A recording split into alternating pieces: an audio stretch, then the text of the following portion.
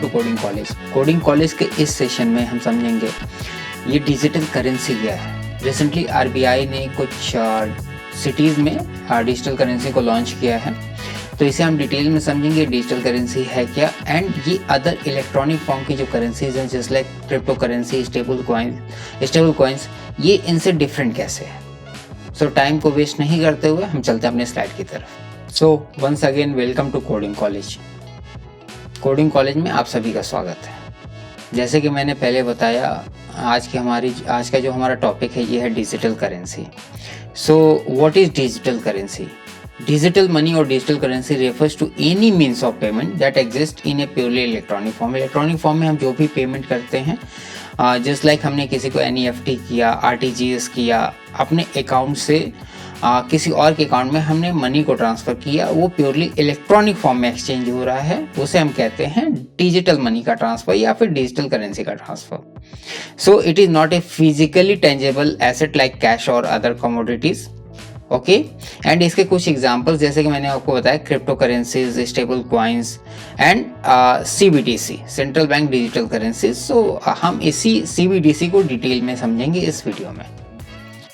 उससे पहले हम समझ लेते हैं ये करेंसी इकोसिस्टम क्या है।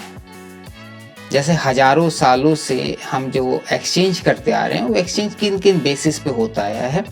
So the history of money is very fascinating and goes back thousand of years. So from the early days of bartering to the first metal coins and eventually the first paper money.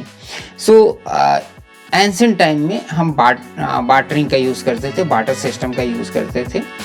Suppose दो farmers हैं, एक XYZ है, एक ABC है। ABC के पास बहुत ज़्यादा wheat है, XYZ के पास बहुत ज़्यादा राइस है। तो according to their need and according to the demand ये आपस में उसको एक्सचेंज करते थे, एंड इनका जो मेज़र होता था वो वेट में होता था। उसके बाद हमारे पास मेटल कॉइन्स आई, metal coins and paper money. Later on China में पेपर मनी पहली बार लॉन्च हुई, क्योंकि पेपर की इन्वेंशन जो है वो चाइना में ही हुई थी। So it has always had an important impact on the way we function as a society. Okay, so जैसे कि मैंने बताया कि जो मनी का एवोल्यूशनरी प्रोसेस रहा है वो कैसा रहा है। So in its evolution till date currency has taken several different form. It has traversed its path from barter system to valuable metal coins made up of bronze and copper. जो पहले metal coins होती थी ancient time में, वो bronze and copper की होती थी। Later on medieval period में हमने ये भी देखा कि जो कॉइन्स होते थे वो सिल्वर और गोल्ड के भी लॉन्च किए गए थे। So use of coins was a huge milestone in the history of money because they were one of the first currencies that allowed people to pay by count, okay, number of coins rather than weight. Barter system में हम wait का use करते थे, and coins के launch होने के बाद हम काउंटेबल मेजर्स लेते थे। ये तो हो गया एंशिएंट एंड मेडिवल की बातें। अब हम मॉडर्न टाइम्स की बातें करते हैं। In modern economics currency is a form of money that is issued exclusively by a bank as its representative and is legal tender.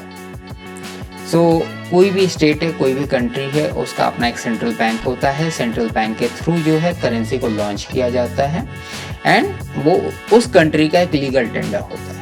And paper currency is such a representative money and it is essentially a डेप्ट instrument. वो उस country के central bank के लिए एक डेप्ट होता है, and वहाँ की जो आम जनता है, आम पब्लिक है, उसके लिए एक एसेट होता है। सो it is a liability of the issuing central bank and an asset for the holding public. जो आम जनता है उस कंट्री की, उसके लिए ये एक एसेट की तरह होता है। So our next slide is how India manages its currency. हमारा प्यारा भारत जो है वो अपनी करेंसी को कैसे मैनेज करता है।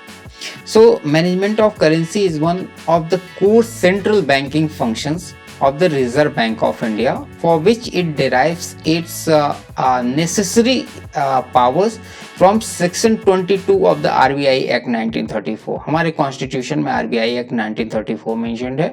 उसके सेक्शन 2 से ये सर्टेन पावर्स को ये डिराइव करता है, जिसके थ्रू ये करेंसीज को मैनेज करता है। सो किस तरीके से आरबीआई करेंसीज को मैनेज करती है, according to section 22 of the RBI act 1934 and along with the government of India. तो गवर्नमेंट ऑफ इंडिया के साथ साथ आरबीआई भी जो है वो रिस्पॉन्सिबल होती है हमारा जो कैश है उसके डिजाइन, प्रोडक्शन और ओवरऑल मैनेजमेंट के लिए। So with the goal of ensuring an adequate supply of clean and genuine notes in the economy। So in any economy, पूरे वर्ल्ड की कोई भी इकोनॉमी हो, किसी भी स्टेट की, किसी भी कंट्री की इकोनॉमी हो, जो वहाँ की मनी होती है उसके 3 प्राइमरी फंक्शन होते हैं। The first one is medium of exchange. वो किसी भी एक्सचेंज का एक मीडियम होता है, medium of exchange. It may be use for any transaction where in goods और सर्विसेज आर परचेज और सोल्ड। कोई भी गुड्स हो, कोई भी सर्विस हो, आप उसको परचेज कर रहे हो, आप उसको सेल कर रहे हो, उसके बदले में आप या तो करेंसी को ऑफर करते हो या फिर करेंसी एक्सेप्ट करते हो। A unit of account. So as a unit of account, it can be used to value goods or services and express it in monetary terms. Suppose करो आप वेजिटेबल मार्केट में गए, वहां से आपने कुछ वेजिटेबल परचेज किया, सर्टेन वेट का आपने वेजिटेबल परचेज किया, तो उसके एवज में आप क्या रिटर्न में देते हो, that is a unit. Okay, कि आपने मॉनेटरी टर्म्स में इतना पैसा सामने वाले को आपने रिटर्न किया। And a store of value. So money can also be stored और conserve for future purposes. What is digital payments in India? So हम डिजिटल पेमेंट को समझते हैं कि डिजिटल पेमेंट होता क्या है। So India has made impressive progress towards innovation in digital payments. अब डिजिटल पेमेंट क्या होता है? हम आजकल अक्सर पेटीएम करते हैं, फोन पे करते हैं, गूगल पे करते हैं, तो ये एक तरीके का डिजिटल पेमेंट है। ओके, इसके लिए अलग से एक सेपरेट लॉ भी बनाया गया है। A separate law has been enacted for payment and settlement system, which has been enabled an orderly development of the payment ecosystem in the country. Okay, एक separate law enact किया गया है for payment and settlement system, जिसके under ये सारी payment की जाती है। Okay, the present payment system in state are affordable, accessible, convenient, efficient, safe, secure, and available 24/7 and 365 days of the year, and is a matter of pride for the nation. एक strong, convenient, efficient, safe and secure system हमने बना के रखा है, जिसके through हम 24/7 365 days हम payment कर सकते हैं रियल टाइम सेटलमेंट के साथ। So this striking shift in payment preferences has been due to the creation of robust round-the-clock electronic payment systems such as RTGS, Real Time Gross Settlement System, and National Electronic Fund Transfer (NEFT) that has facilitated seamless real-time और near real-time fund transfer. So RTGS और NEFT का नाम आप सभी ने सुना होगा। इसको हम डेली बेसिस पे यूज करते हैं पेमेंट के लिए। RTGS थोड़े से बल्कि अमाउंट के पेमेंट के लिए यूज किया जाता है, एंड NEFT हम रेगुलर बेसिस पे करते हैं। इन एडिशन हम इमीडिएट पेमेंट सर्विस को यूज करते हैं। जो छोटी मोटी हमारी पेमेंट होती है, हमें इमीडिएट पेमेंट करना होता है with UPI, unified payment interface, for instant payment settlement. हम शॉप पे खड़े हैं, शॉप वाले को पेमेंट करनी है, शॉप वाले भैया को पेमेंट करनी है, हमने मोबाइल निकाला, उनके पेटीएम, फोन पे या गूगल पे हमने स्कैन किया एंड हमने पेमेंट कर दी। The same way the introduction of mobile based payment system such as Bharat bill payment system, ये एक सेम वे है जिसमें आप QR कोड स्कैन करते हो और पेमेंट करते हो। दूसरी बहुत ज़्यादा इंपॉर्टेंट चीज़ है, जो आप हाईवे पे चलते समय टोल की पेमेंट करते हो, that is national electronic toll collection. यहाँ पे गवर्नमेंट ने हमें फैसिलिटी प्रोवाइड की है, जिसके लिए हम फास्टैग का यूज़ करते हैं। फास्टैग के वैलेट में हम पैसा डिपॉजिट करके रखते हैं, एंड एनी टाइम जब भी हमारा व्हीकल जो है ये टोल से गुजरता है, ऑटोमेटिक वो सर्टेन अमाउंट हमारे फास्टैग के वैलेट से डिडक्ट हो जाता है।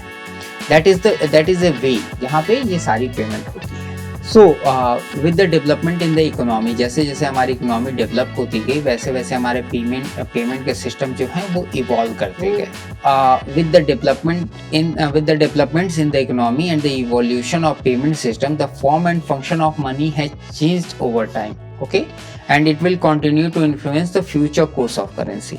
तो अब हमारा फ्यूचर कोर्स ऑफ करेंसी क्या है? That is CBDC. So the concept of money has experienced evolution from commodity means barter system, to metallic currency means coins, to paper currency to digital currency. Paper currency हम अभी भी use करते हैं, and after that that digital currency, that is CBDC, crypto currency, stable coins and all. So the changing features of money are defining new financial landscape of the economy. Further, with the advent of cutting-edge technologies, digitalization of money is the next milestone in the monetary history. So अब हम पैसे को जो है digitalise कर देंगे. So advancement in the technology has made it possible for the development of new form of money, that is CBDC, Central Bank Digital Currencies. वही होगा हमारा डिजिटल रूपी.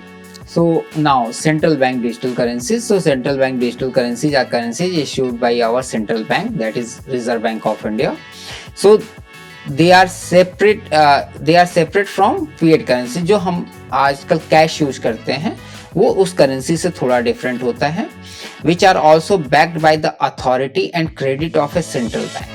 ये हमारा जो डिजिटल करेंसी होगा, डिजिटल रूपी होगा, ये भी एक तरीके का लीगल टेंडर होगा, एंड इसमें ये सारे ऑब्लिगेशन लागू होंगे जो कैश के ऊपर होते हैं. हमारे रिजर्व बैंक ऑफ इंडिया के लिए हम जो कैश यूज करते हैं वो एक तरीके की लायबिलिटी होती है और हमारे लिए एसेट होता है. उसी तरीके से डिजिटल रूपी भी एक लायबिलिटी होगी रिजर्व बैंक ऑफ इंडिया के ऊपर, एंड हमारे लिए वो एक एसेट होगा. So with the recent innovations in technology based payment solutions, these have led central banks around the globe to explore the potential benefit and risk of issuing the CBDC so as to maintain the continuum with the current trend in innovation. जो अभी innovation का current trend है, जैसे laser technology आ गई, हम tokens का use करते हैं क्रिप्टो करेंसीज के फॉर्म में एंड डिजिटल कॉइन्स के फॉर्म में. तो उसी तरीके से जिस तरीके से हमारी टेक्नोलॉजी एडवांस हो रही है, टेक्नोलॉजी बेस्ड पेमेंट्स जो सॉल्यूशंस हैं उनको हमारे सेंट्रल बैंक्स अडॉप्ट करते जा रहे हैं. And considering it as a legal tender, so our Reserve Bank broadly define CBDC as a legal tender issued by Reserve Bank of India in a digital form. ये जो दोनों money के form है, इन दोनों के कंसिडरेशन में कोई difference नहीं होगा. So it is akin to sovereign paper currency but takes a different form, exchangeable at par with the existing currency and shall be accepted as a medium of payment, legal tender and a safe store of value. तो जैसे हम cash store करके रखते हैं उसी तरीके से हम डिजिटल मनी को भी स्टोर करके रख सकते हैं. So CBDCs would appear as liability on central bank balance sheet and it will be asset for citizen of India. So ये टोटल CBDC था. CBDC एक्चुअली है क्या? नेक्स्ट वीडियो में हम डिस्कस करेंगे इसके एडवांटेजेस क्या हैं एंड इसके डिसएडवांटेजेस क्या हैं, एंड आफ्टर दैट हम ये भी डिस्कस करेंगे कि ये हमारे रिटेल सेक्टर के लिए किस तरीके से बेनिफिशियल होगा, इसके बेनिफिट्स क्या क्या होंगे. So guys, thanks a lot for watching and please like and subscribe. Thank you.